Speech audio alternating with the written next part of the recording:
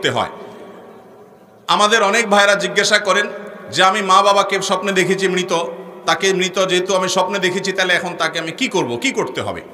উত্তর হলো যে মৃত মানুষকে দেখলে বিশেষ কিছু করার কোনো নির্দেশ নাই। তবে আপনার কোনো আত্মীয় স্বজন পরিচিত লোক তাকে আপনি স্বপ্নে দেখেছেন, স্বপ্নে দেখার পর আপনার কাছে মনে হয়েছে লোকটা বোধহয় কোনো কষ্টে আছেন, তাহলে তার পক্ষ থেকে আপনার আল্লাহর কাছে ইস্তেগফার করবেন, ক্ষমা প্রার্থনা করবেন, তার জন্য দোয়া করবেন, তার পক্ষ থেকে দান সাদাকা করবেন, তার পক্ষ থেকে হজ উমরা করার সুযোগ থাকলে সেটা করবেন, মৃত ব্যক্তির জন্য যা যা করা যায় সেগুলো করবেন। কিন্তু মৃত ব্যক্তিকে দেখলে আমাদের দেশে মানুষ মনে করে হুজুর ডেকে খাওয়াইতে হয়, দোয়ার অনুষ্ঠান করতে হয়। আমি সব সময় বলি, কোনো মুর্দার জন্য কোনো হুজুরকে টাকা দিয়ে যদি দোয়া করান, চুল পরিমাণ মুর্দার কোনো উপকার তো হবেই না, বরং আরো গুনাহ হবে। কথা বুঝেন নাই? হুজুরের হয়তো একটু লাভ হবে, কিন্তু আপনার কোনো লাভ হওয়ার কারণ মুর্দার জন্য টাকা নিয়ে দোয়া করা এটা হারাম। হুজুর নিজেও হারাম খাইছে, তো হুজুর হারাম খাইলেও তো পয়সা পাইছে, আপনি হারামও করলেন পয়সাটাও হারাইলেন, আমসালা দুইটাই গেল। কথা কি বুঝাতে পারছি? আপনার কোনো মৃত ময়মুরব্বীকে আত্মীয় স্বজনকে স্বপ্নে দেখেছেন, মনে হচ্ছে উনি কষ্টে আছেন, ওই টাকাটা এমনি কোনো গরিব হুজুর থাকলে ওনাকে এমনি দান করে দেন, দোয়ার অনুষ্ঠান করিয়েন না। আর আপনি আল্লাহর কাছে দোয়া করেন, আর আলেমুল আমাদের কাছে এমনি দোয়া চান সাধারণভাবে, সেটা আরেক জিনিস। কিন্তু আমাদের দেশে মানুষ মৃত মানুষকে স্বপ্নে দেখলে এই সমস্ত দোয়ার অনুষ্ঠান করে, এগুলোর কোনো ভিত্তি নাই।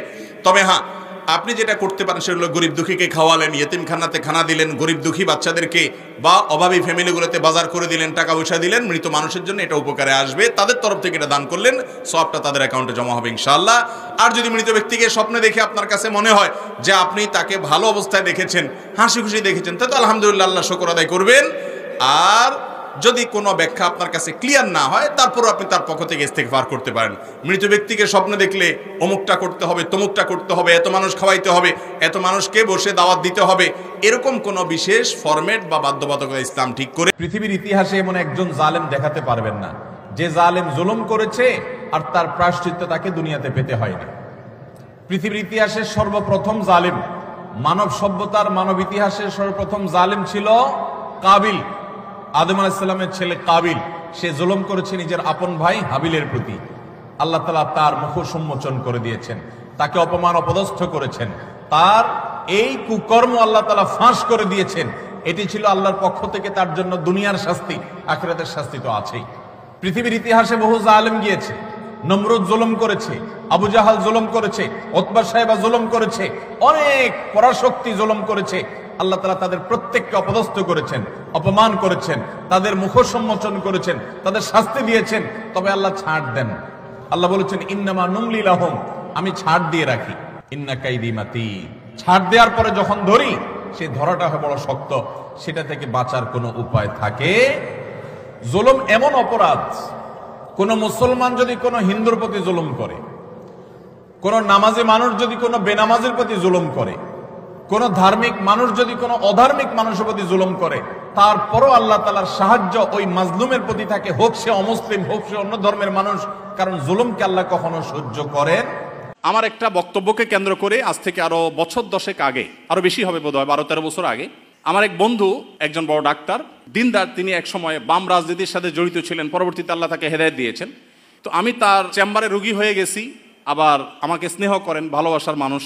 তো উনি আমাকে প্রসঙ্গত বললেন, আপনার ওই বক্তব্যটা শুনছি, শুনে আমার কাছে মনে হয়েছে যে পাকার আগে আপনারা মাইকের সামনে চলে আসছেন। এটা আমাকে উনি বললেন, ডাক্তার সাহেব বললেন যে আপনাদের সমস্যা হলো আপনারা হুজুরদের অনেকে আছেন, আপনি সহ, যে আপনারা পাকার আগে মাইকের সামনে চলে আসছেন।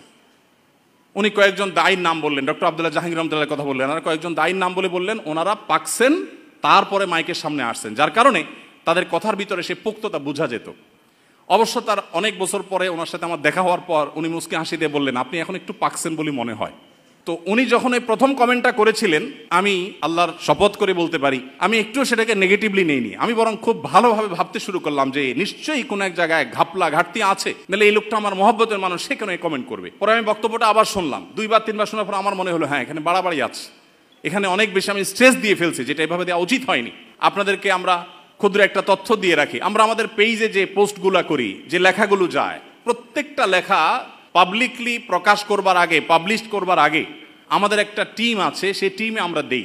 প্রতিটা লাইন, প্রতিটা শব্দ সেখানে চুলচেরা বিশ্লেষণ হয় এবং সেখানে দেখা যায় আমার পেজে আমি লিখব, আমি কোনো একটা বিষয় বলবো, একজন আমাদের সহকর্মী, একজন আলিম বা কোনো একজন গ্রুপের মেম্বার তিনি বললেন না এটা উচিত হবে না, এটা চেঞ্জ করা উচিত বা এটা দেওয়া দরকার নাই, দেখা যায় তার কথাই আমাদেরকে মানতে হয়। অনেকে হয়তো মনে করেন যে র্যান্ডমলি বোধহয় লেখাগুলো আমরা দিতে থাকি। জি না, এত সহজ না। প্রতিটা লাইন, প্রতিটা শব্দকে আমরা মশওয়ারা ভিত্তিক বিশ্লেষণ করে তারপরে সেটা আল্লাহর উপর তাওয়াক্কুল করে আমরা দেওয়ার চেষ্টা করি। এরপরও কত ভুলভাল হয়ে যায়। তাহলে আমরা যারা নিজেকে স্বয়ং সম্পন্ন মনে করছি, আশরাফ আলী থানভী রহমতুল্লাহ আলাইহি বলতেন, जो अपने आप को मुस्तकिल बिज़ात समझता है वो मुस्तकिल बज़ात है। যে নিজেকে নিজে স্বয়ংসম্পন্ন মনে করে, যার কোনো মুরব্বীর প্রয়োজন নাই, যার কোনো গাইডের প্রয়োজন নাই, যে কোনো কারোর তত্ত্বাবধানের প্রয়োজনীয়তা অনুভব করে না, সে আসলে কখনো ভালো দায়ী হতে পারে না। এই জন্য ভাইরা, আমাদের এত দায়ী, এত হাজার হাজার আমাদের ফেসবুক মুজাহিদ, কিবোর্ড মুজাহিদ, এত বেশি আমাদের দাওয়াতি কাজ করার মানুষ আছে, কিন্তু কোয়ালিটি নেই।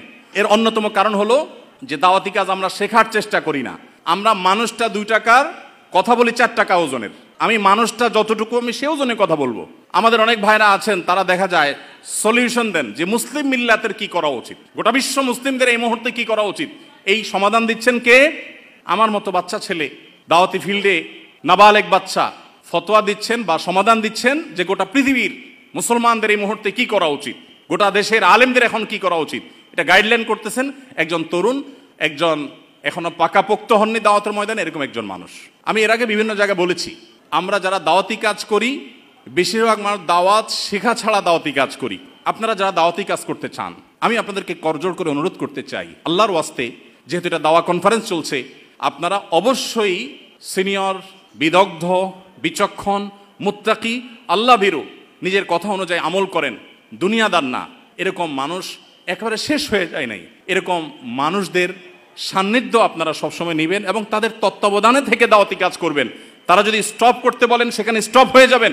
দেখবেন আমাদের দাওয়াতি কাজে যে পরিমাণ সদস্য বেড়েছে, যত দায়ী এখন আছে, যদি কোয়ালিটিটা এনশিওর করতে পারি, তো আজকের এই পৃথিবীকে পরিবর্তন করা খুব বেশি কঠিন কিছু না, ইনশাআল্লাহ।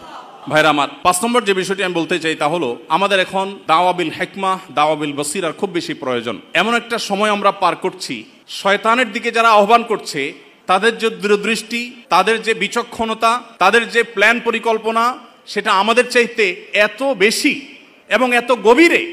যতক্ষণ পর্যন্ত আল্লাহ তৌফিক দিবে, আসুন্নাহ ফাউন্ডেশন থেকে আমরা প্রত্যেকটা প্রজেক্ট ঘোষণা করার সময় আল্লাহর খাজানার দিকে তাকায়, আল্লাহর উপর ভরসা করে আমরা ঘোষণা দিই। 350 মেট্রিক টন খাবারের অর্ডার যখন করেছি, তখন 3.5 টাকাও ফান্ডে নাই। এই পারপাস আগের বছরে কিছু টাকা আছে, এই বছরে নতুন 3.5 টাকাও আসে, অর্থাৎ এখন আমরা ঘোষণাই করি নাই। এই বন্যা কেন্দ্রিক কোন ঘোষণার আগে অলরেডি আমাদের প্রসেসিং এর জন্য অর্ডার দিয়ে ফেলছে, আল্লাহ ভরসা করি। এরপর আল্লাহ তাআলা আমাদেরকে নিরাশ করেন না, হয়ে যেতে থাকে।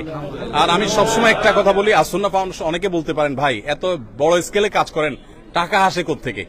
আপনারা অবাক হবেন যে গত 24 ঘন্টায় 3 লক্ষের বেশি ডিলিংস হয়েছে, অর্থাৎ 3 লক্ষের বেশি ট্রানজাকশন হয়েছে। মানুষ 3 লক্ষের বেশি মানুষ টাকা দিয়েছেন, কেউ 5 টাকা, কেউ 1 টাকা, কেউ 500 টাকা, কেউ 50,000, 1 লাখ টাকা। আমাদের এখানে কোনো বড় লোকের টাকা ফাউন্ডেশন চলে না। অনেক বড় বড় শিল্পপতিরা পার্সোনালি আমাকে ফাউন্ডেশনের পুরো প্রজেক্টের দায়িত্ব নিতে চেয়েছে। আমি বিনয়ের সাথে বলেছি, আপনি দোয়া করেন, ফাউন্ডেশন সর্বসাধারণ টাকা চলবে ইনশাআল্লাহ। ধন্যবাদ সবাইকে। আমরা জানি এর আগেও যখন সিলেট, সুনামগঞ্জে আমরা কাজ করেছি, বন্যার টাটকা অবস্থায় কাজ করা যায়, কিন্তু পুনর্বাসনের সময় মানুষের আগ্রহটা কমে যায়। আর দ্বিতীয়ত, যখন একটু বন্যা কমতে শুরু করে, তখন যে মেডিকেল ক্রাইসিস হয়, এক্ষেত্রে ডাক্তারদের জন্য আপনার যদি কোনো পরামর্শ থাকে। মেডিকেল টিম আমরা ইনশাআল্লাহ গঠন করব, আমাদের প্ল্যান আছে, আর অনেকে করছেন, সেগুলো তারা করবেনই। আর এর বাইরে যেটা আছে সেটা হলো পুনর্বাসনের জন্য আমরা এবছর প্ল্যান করেছি, নিয়ত করেছি। আমাদের কাছে ফান্ড যদি আল্লাহ মিলাই দেন পুরাটা, আমরা 4000 ঘর পুনর্বাসন করবো ইনশাআল্লাহ, যাদের ঘর হারা হয়ে যাবে তাদের জন্য। আর এমনিতে আলহামদুলিল্লাহ ত্রাণ তো চলবেই। ত্রাণ যেটা আছে এটা কোথায় গিয়ে ঠেকবে আমরা নিজেরাও জানি না। যতটুকু প্রয়োজন হবে আর যত